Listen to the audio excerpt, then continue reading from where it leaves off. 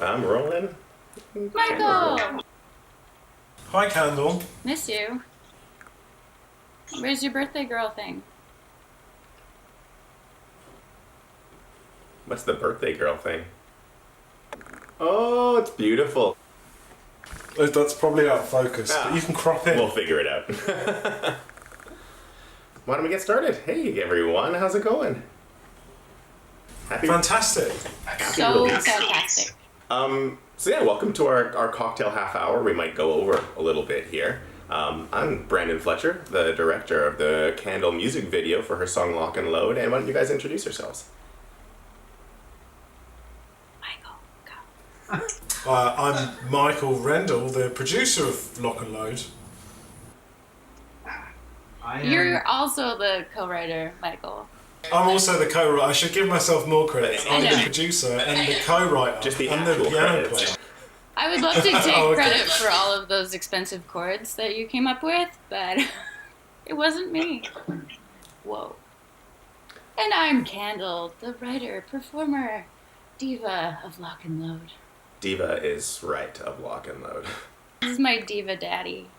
I am the co-creator of Kandle. My God, is that Neil Osborne of A Family Curse fame in the background? Yes. Yes. I don't know what it is back there. Oh, Brandon. Yes.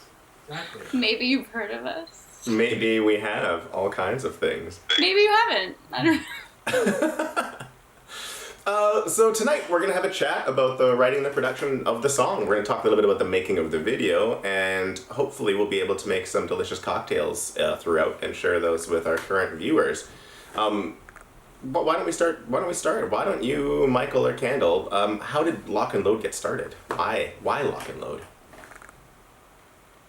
Michael, do you want to start? I'll start, sure.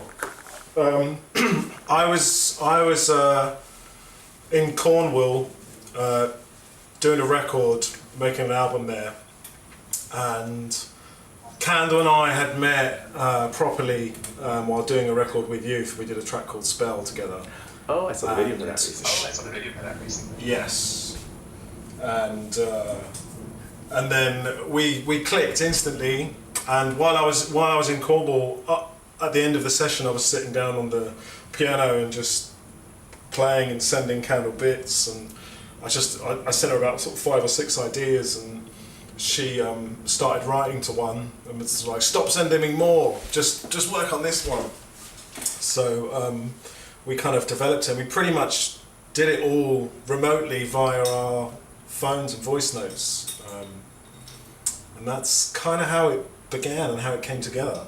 Isn't it funny how 10 years ago talking about this kind of like online collaboration, sending files across the internet was pretty vanguard and exciting and a new thing to do, and now it's almost the only way we can produce anything now? Well, now it really is the only way.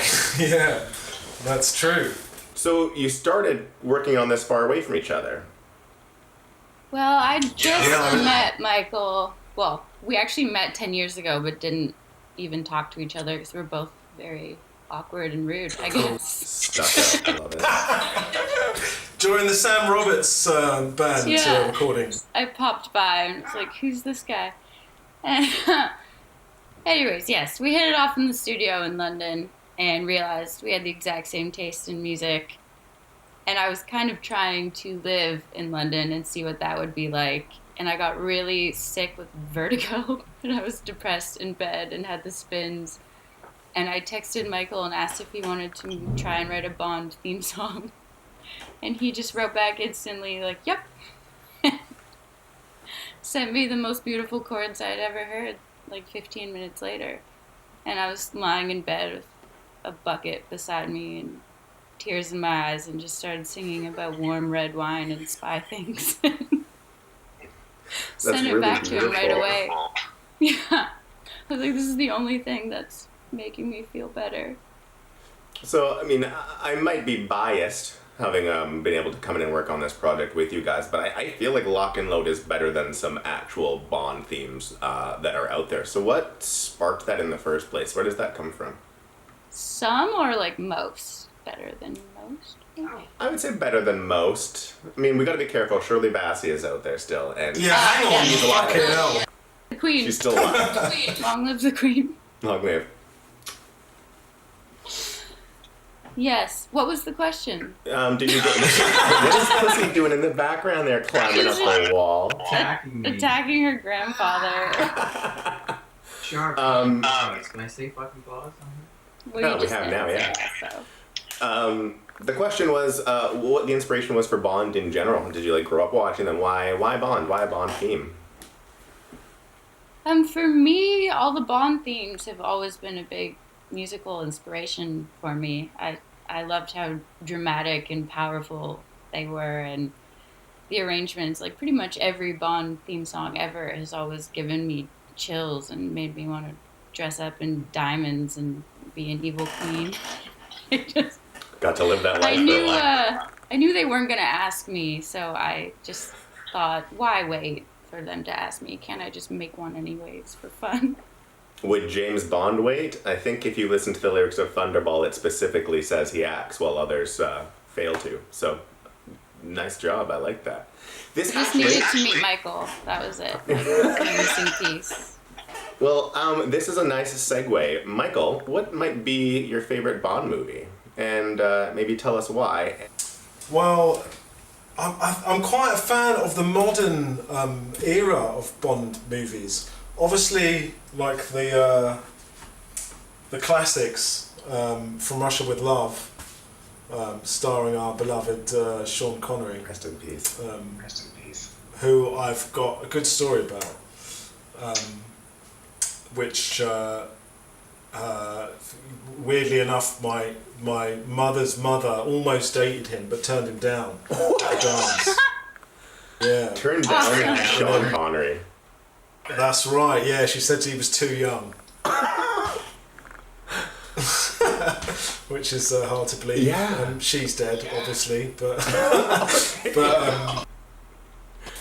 yeah, that was a good story, and that always stroked the ego of my granddad, I think. Chosen over Bond. Yeah, but I love the darkness that's kind of coming, and the seriousness that's coming with the newer productions since kind of Daniel Craig came in, and I think he did it well. But from Russia with Love, I think for a classic Bond movie, and that inspires me to make the Moscow Mule. Oh. Of course. The Moscow Mule. First we need ice. Lots of ice. Fill up your lovely mug. So, I've run out of mint. Well, that's not true. I had mint, but then it went off, which is kind of annoying because it's the overtone that really makes the drink. But anyway, we're going to stick in half a lime. Fucking hell, maybe. Sometimes limes aren't juicy enough, are they? They appear good on the outside, but you get them home. Shot of vodka. Oh shit. And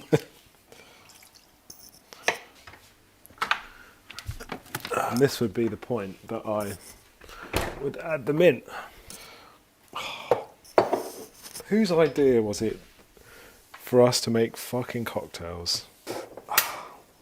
Top it off with ginger beer or ginger ale. I don't know what the difference is. Someone tell me. And top that off with a matching straw. Cheers. You can have her, Brandon. I'll take her. Ooh, Michael, that looks like a delicious drink that you've mixed there. It's good.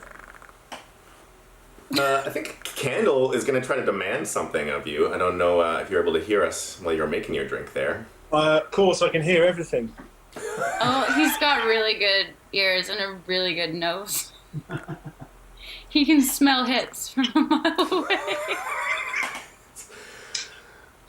No, but if you like forget to wear deodorant or something around Michael, be careful. Michael, I've got bad news for you. Almost this entire year, I forgot. This is, in fact, the first time I've worn not the same 3 T-shirts for all of 2020.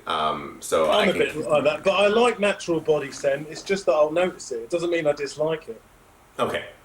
It's not bad BO. I will stop before that point. I'm sure you smell delicious. Well, thank you. I feel like I do. Again, like I don't want to brag, but like I showered today, so. Congratulations. Thank you. I'm feeling really good about it too. Michael, why don't you show us some of the chords that you came up with that you Sure, voice sure. noted to me? Yes. The piano is behind me, so you're going to be looking at my back. Oh, that won't do. It's too easy. I could I'll let reposition the audience jump camera in if you there. want over the piano. Sure, let's see what happens. Is that a yes or a no? Yeah, let's do it.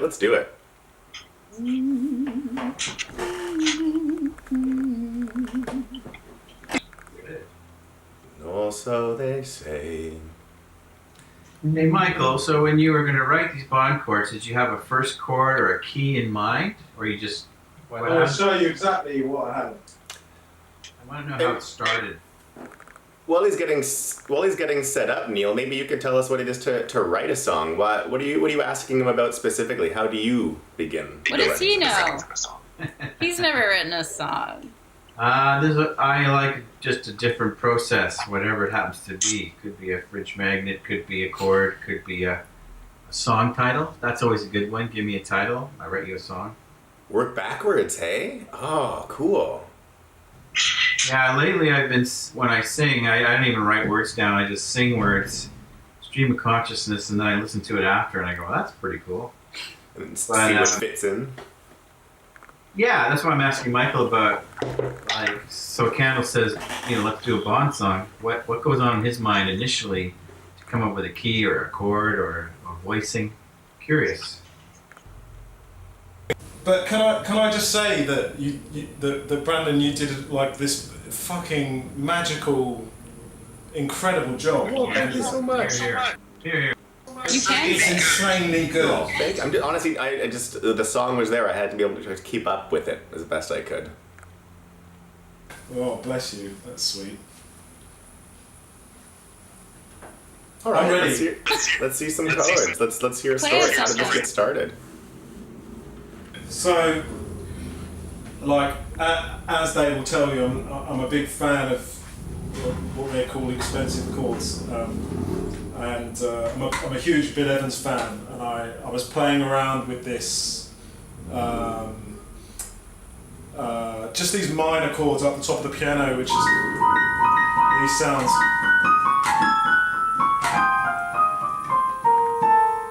Oh, and that's wrong. Play a wrong note. Look at that. But yeah, I was playing Is it around with wrong that you wrote the that. song? Yes. Huh? Yeah, it is. Definitely.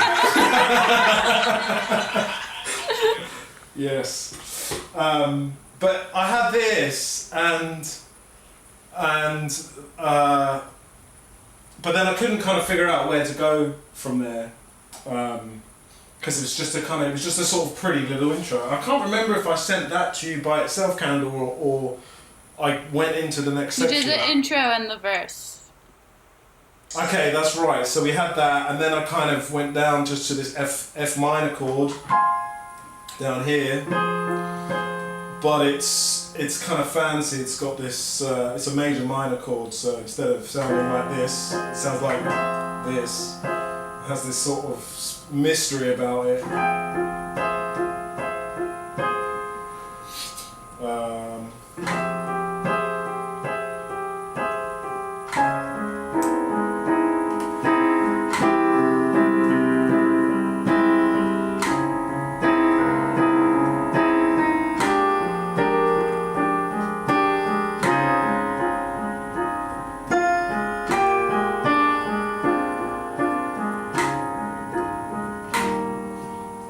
That was it. That's kind of what we had.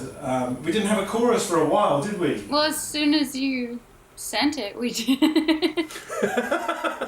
Yeah, I mean, yeah. Because you had to finish record. You sent me 3 ideas, I think. 3 like verses, That's different right. ones, and it was just you smoking, going like Bond idea 1. And then I sang on that one, sent it back, and we were both like, is this for real? Did we just find each other, Michael? We did. We certainly I like did. it.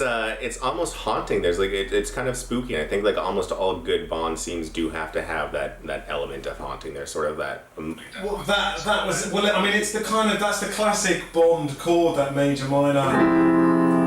You know, that's like they all fucking end on it, and it's so signature. So the whole song is kind of based upon just that chord. I mean, the first two chords it's the same chord, just kind of down a minor third or whatever. So it was really just seeing how far we could kind of take that, and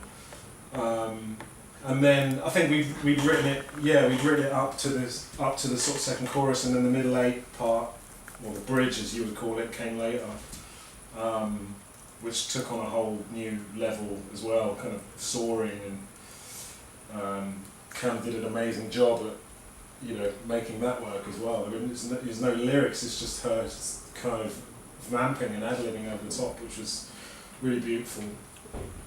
But yeah, haunting is the right word, and that's definitely what we were going for. A sort of dark, but slightly hopeful, but we're all doomed, really. Oh, truly, the world will end in ash. I love that feeling though. Like, it kind of brings up what you were saying with the modern Bonds, Daniel Craig. Like, it does feel like there's actually repercussions to the choices that he makes. I feel like the darkness of it and the much that he drinks actually shows that there is some like a heaviness in it, and I like that the music, I feel like, carries a lot of that too. Oh, that's yeah, I agree. That's great. Michael, isn't your camera behind you? Not to be that guy. It is. But I've been trying But to. I've So been you have trying to talk sort to of that face it. camera?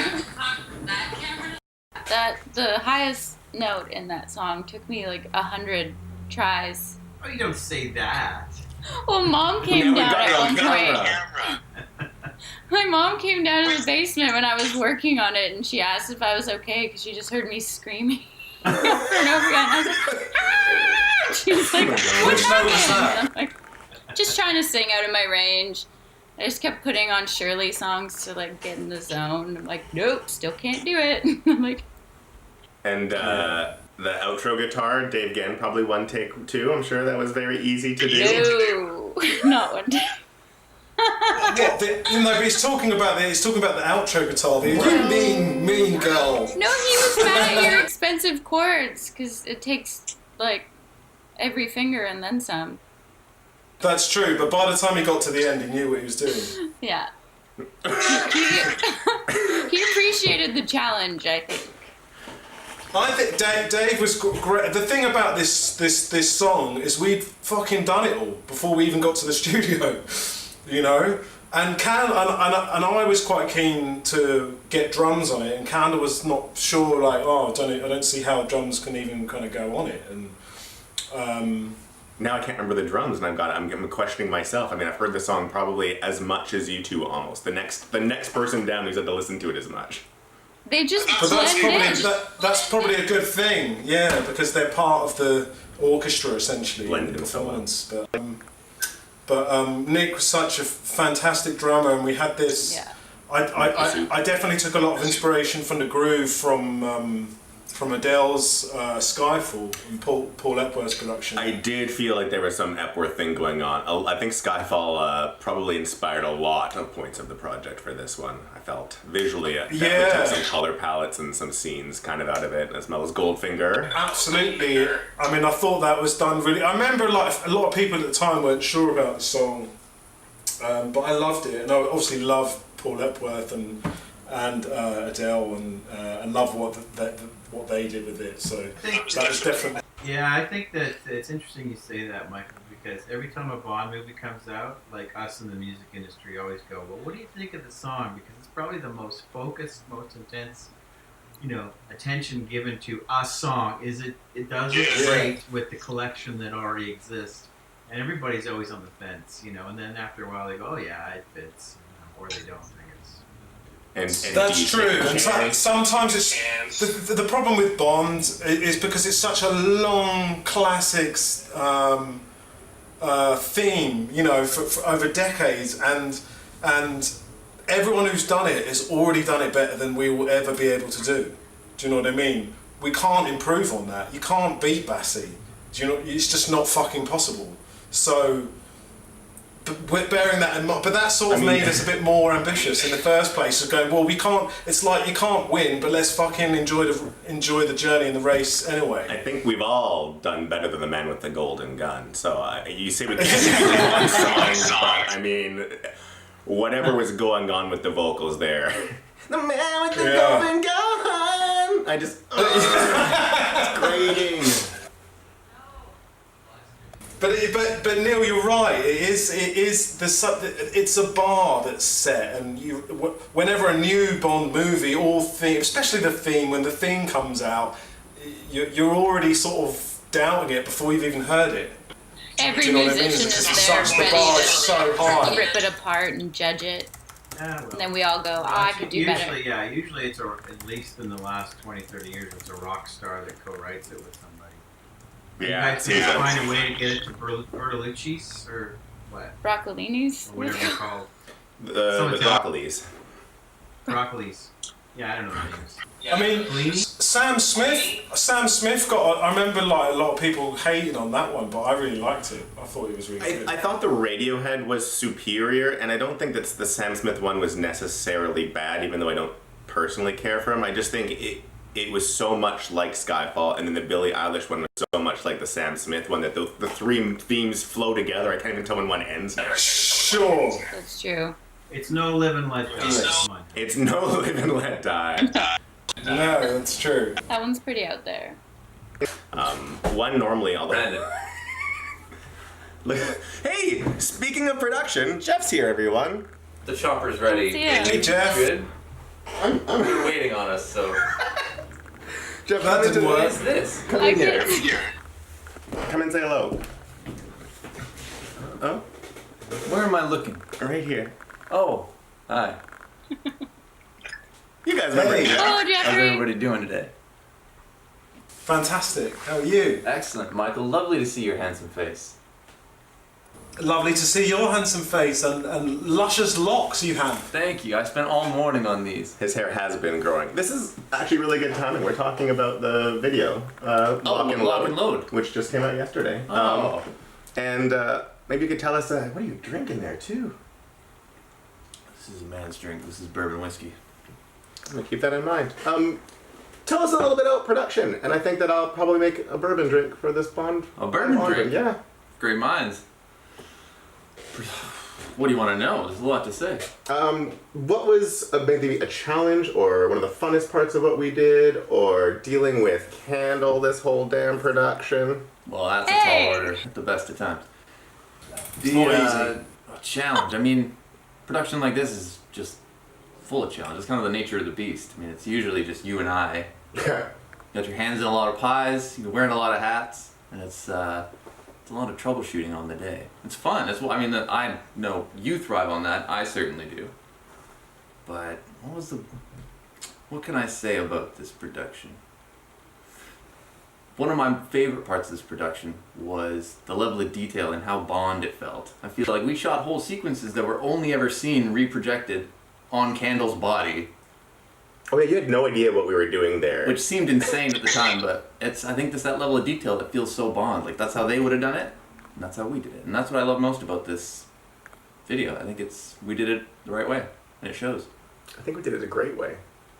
I definitely And- didn't know what we were doing ever. I mean, we built like a really good animatic and passed it off to Kandle so she could kind of see what we were doing. And some stuff we took inspiration from, and some stuff we lifted directly. So to find out after the hour or two of filming her, she's in the gold bikini, painted gold, and I've got a projector on her, and she's like, I don't even know what we're doing. I'm like, really? I don't know what we're doing, That's it. honestly. I like that you said that some stuff you took inspiration from, and some you just lifted. Oh. And that's really cool because you know the saying genius steals that he says in his talks. Then we must be really, really smart for how Super much genius. we stole. But it's great. It's great to admit that. I think a lot of younger generation are sort of afraid of that. Everyone wants to be really original, but the secret of originality is actually ripping people off. And I don't think there's nothing original anymore. You can't make something that hasn't been Exactly. done. So Right. why stress it? The smell Exactly. of bourbon is driving me insane. So that makes me think of the drink that I'm gonna make for my specialties. This is my live stream now. In the books, James Bond actually drinks more whiskey and bourbon than he does martinis. In fact, the opening chapter of Goldfinger is entitled Reflections in a Double Bourbon. So that's actually pretty convenient. For my drink, I'm going to be also doing a classic, an old-fashioned, because I feel like that's one of my favorite bourbon drinks, especially as it's getting colder now. It will warm you up in the winter. We're gonna make a few changes to it, however. Typical bold choice is a nice big ice cube. I like a round or square one personally. Starting that with the glass to chill it. The reason why I use a big one like this is because it's going to be diluted less, and it's not going to bruise the drink quite as much. Another option we're going to do is simple syrup. So the traditional recipe calls for an ice cube a sugar cube and water, and the idea is to make a simple syrup on the spot. I think we live in better times than when this original recipe was created during Prohibition. I don't really like granulated sugar, and it's so easy to come together with a simple syrup. So I was to whip one up myself. We use a ½ ounce of simple syrup in our drink, right over the ice. I'm gonna come in with bitters, and typically you would use this on the sugar cube itself. But again, we've already got a simple syrup in there, so we're gonna mix the liquids together. I'm very fortunate in that Bittered Sling makes a bunch of local bitters here. So I've got a sampler pack of a variety of them. You can go with a regular Angostura bitters for this. But I thought we're already tweaking this up a little bit. It felt like it made sense to do something a bit nicer. So I'm gonna be using Bittered Sling's orange and juniper bitters for this recipe. And I'm gonna do 1, 2, 3, 4 drops in there. Not too many, just enough to instill that flavor. Then I'm gonna come in with Bullet. So typically you wanna do about 2 jiggers. I'm gonna do a bit of a free pour. I like to taste my base spirit a bit more with something like this. Beauty. And just give that a little stir in here in the ice cube. So the beauty of a drink like this is you can actually just make it right inside the same cocktail glass that you're gonna work on. If you have a bunch of extra ice, the thing I like to do is put some ice and water in this glass to chill it first, and then make this drink on ice in a shaker. Then you can clear this one out, put in your proper ice cube, and pour everything in. But I mean, there's no real wrong way to do it. There's as many different versions of the old-fashioned as there are drinkers for it. So now that is got a little bit of a stir in it, I'm gonna grab a piece of orange peel like we traditionally would do for this. But again, we wanna do something a little bit different, something that's gonna maybe give a bit of a hint to James Bond.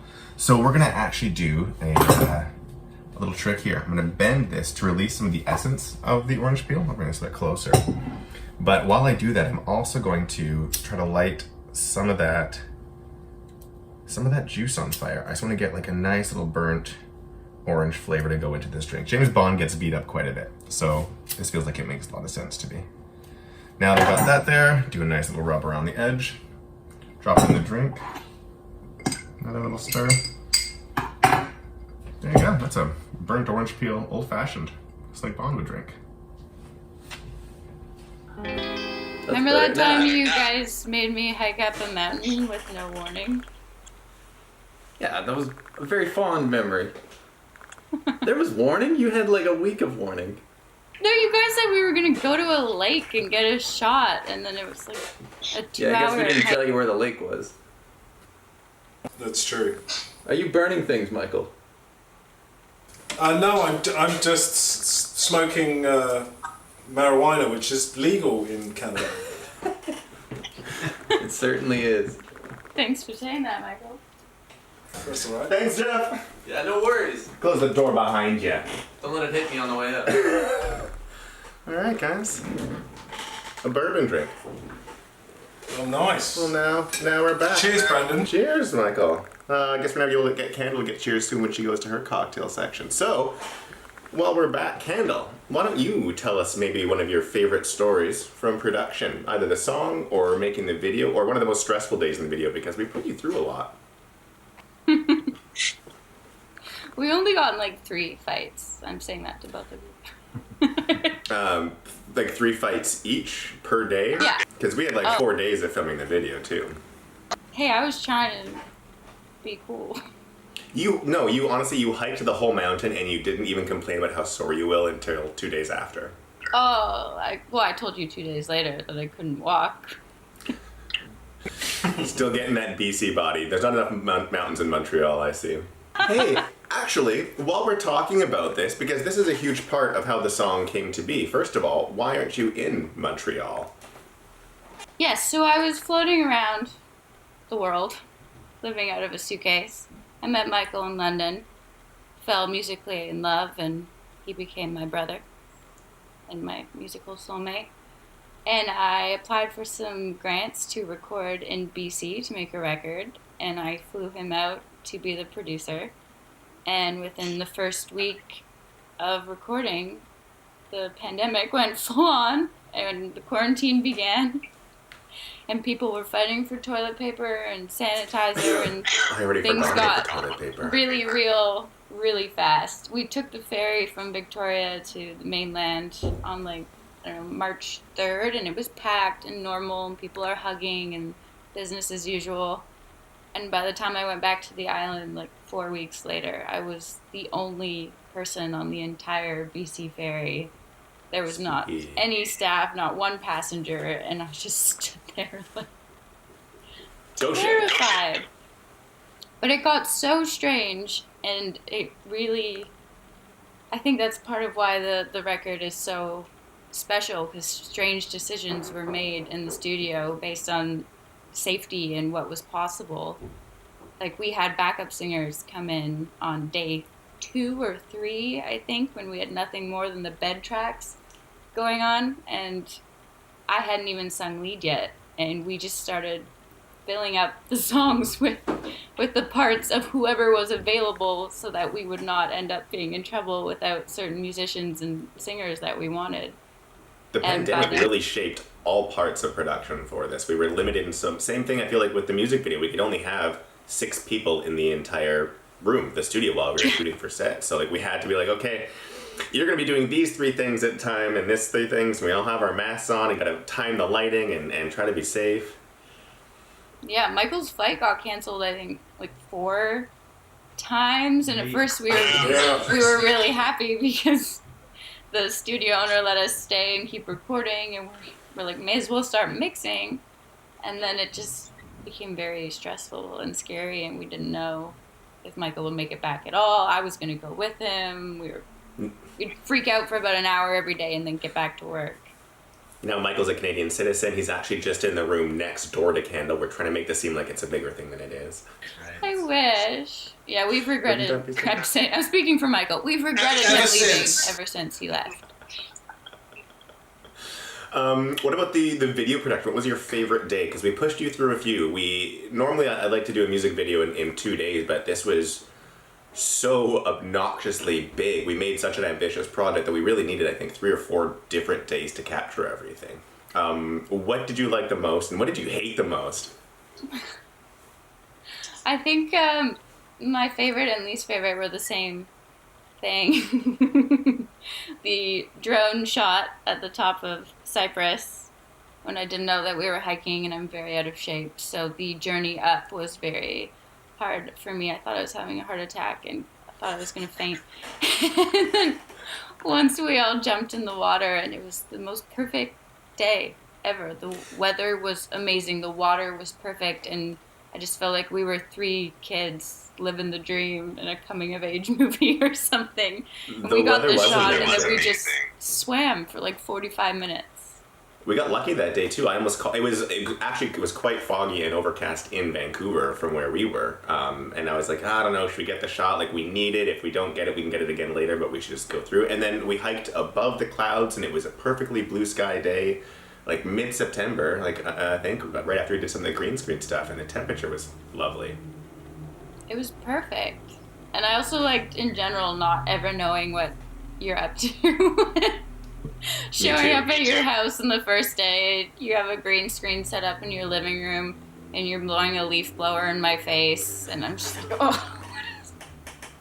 And then you show me on your computer that I'm actually underwater, and it's slow motion, and I look stunning, and I'm like, oh, I should put a leaf blower in my face more often. There's definitely a lot of trust on this. All the stuff that you're seeing at real time in the real space looks very silly until we get it into the computer. Yeah, well, in general, I think a lot of the song and video is Goldfinger inspired. Oh, yeah, surely. for me, writing hilarious. and singing that vocal, I would basically listen to Goldfinger in between each take and imitate it so I could get that like right vibrato and dramatic sound. And I was just trying to take on some of that persona and diva quality while I was doing the song. And then when you showed me the Goldfinger idea for the music video of those shots, and I knew I had to go to the stripper store and find the perfect gold bikini. And when you recounted that story to me, the way you told me was that there was, like, you asked them for like a gold bikini, like, well, all we have is this, if that's okay. And you showed me the picture, and it was the ideal, perfect costume outfit. Like, we couldn't have dreamed up something that good. I know, they're like, oh, you're a stripper, honey? I'm like, no, it's for a music video. So a little bit. I dance to make money. I sing for guys and women. It's the music industry. We're all Trying to sell strippers records. here. So with all of that Goldfinger inspiration, I came up with a cocktail called the Goldfingered. It begs the question, how does one make a Goldfingered? Allow me to show you. I'd love to know. Father, I'm going to show you how to make my cocktail. Mm. I've never made a cocktail before. You did not raise a drinker. I wish you had. Okay, cool. Well, I don't know if there's a specific order, if it matters or not. Does it? Probably, but you don't have the instructions, so. So do you put it in this thing first? What's going to be shaken? It's going to be gin, lemon juice, honey syrup, champagne, and gold swirl. You sure you don't put the champagne in? I think that's at the end. Oh. Yeah. Okay. So let's put the gin in the shaker. This is the shaker. That is the shaker. Okay. Do we And measure or can I guesstimate? you guess, not too much. What are you making? 1, 2 drinks? One for me. It's good. One for you. So now what you would do normally is Happy you just Friday the put an 13th. olive in there or an onion, and you'd have a martini or a That's not Gibson's. what we're doing. Yeah. What? Lemon juice next? I would put in the honey. Is it Honey syrup. honey syrup? Yes. Very good. Yes. The lemon juice. Yes. That's it. Those are your ingredients. What point should we add the gold swirl? Now, where's the Oh. gold swirl? Oh, is that a decorative thing? What is Yes. it? Oh, and then at the end. Oh. Yeah. But I feel like you should shake it and that makes it all gold. Maybe Okay. we'll do both. Whatever you feel like. Free pour. Yeah. No. Whoa. Kick stuff. Whoa. Always add in more later. All right. Gold finger. And now you do a shake. There's holes in the top. Well, then there's supposed to be a lid, so just cover it with your little baby hand and then just shake it. No more. It's very cold. Yeah. Like that? Yeah. There you go. Like a bartender. Did it look like a bartender? Yes. Whoa. Good work. Thank you. Good work. Now you take it off. You know, just pour it some in the glass. Not Take it off. Holy crap. What happened? I don't know. Oh, no, maybe pour it through the holes. Let's pour through the holes. Good plan. Oh! There you go. That's it. That's Wow. good. Oh, You want to leave room? it's, Oh, look, it's pretty. can you show the camera? It's swirling in gold. It's swirling in gold. It's swirling in swirling in gold. Nope. Trust us, folks. Trust it's swirling us. in gold. This is amazing It drink. looks amazing. I like it. Now we add the I champagne. got a feeling whatever that gold stuff is probably going to stay in your body long after you pass. It's edible. Okay. How do you open champagne? So champagne, you unscrew this wire thing. This will be fun. Okay. And you just take the cork off somehow. That's a nice bottle of champagne. That's fucking wow. And now you not fill it up, but there you go. I don't more. Oh. Do I stir it? More. No. This is good. Perfect. And then in this one. Spilling. It's okay. I suppose you could have put the gold stuff in now, but it looked good there. Oh, we could do a little gold on top. Oh no! Look, you can see the gold in the. Can you see that? Wow. Yeah. Looks like the plutonium that they would arm the bomb with in the Bond movie. Here, Happy video release, Kandle, darling. let's try this out. What is this called? The gold fingered. That's Actually, quite good. actually not bad. Very Not bad at all. Cheers. It's probably because it's a $200 bottle of champagne helps. Is it? I don't know. Hey. Goldfinger. Cheers. Hey, cheers, everyone. Cheers. Gold. Cheers. Father, cheers. Oh, You cheers. have one. Oh yes. I made you one. Yes, thank you very That's much. right. Neil Osborne has one as well. Well, does anyone, I feel this has been a very successful cocktail gathering, discussion of creative projects. Can anyone think of any final stories they'd like to share before we say goodbye to everyone tonight?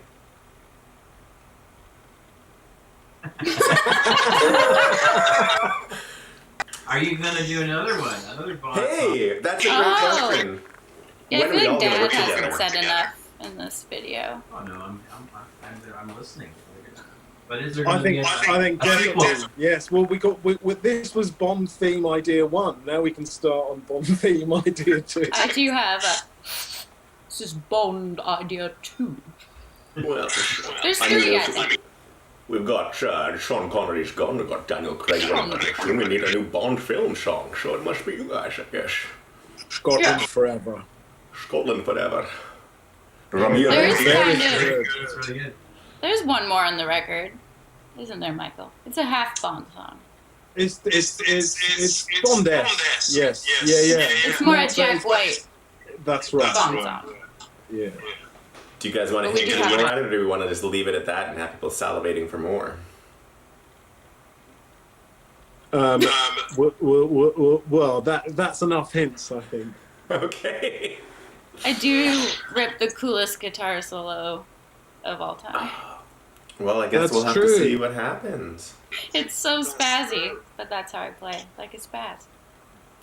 On guitar? Yeah, I'm nuts. I have no skills. I'm Well, so I think bad on that at good. note, thank you guys for joining me tonight. Thank you for hopping on our live stream and for recounting these wonderful little tales of production. Hopefully everyone learned maybe at least one new drink or some neat Bond facts tonight. And can't wait to work with you guys again on something. It was an Till the absolute next one. pleasure, Brandon. Thanks for having us. Oh, thank you. Goodbye, Cheers, boys. everyone. Bye. Cheers. Ready, Kandle? I think so. I think I'm ready. Already fucked it up like 4 times.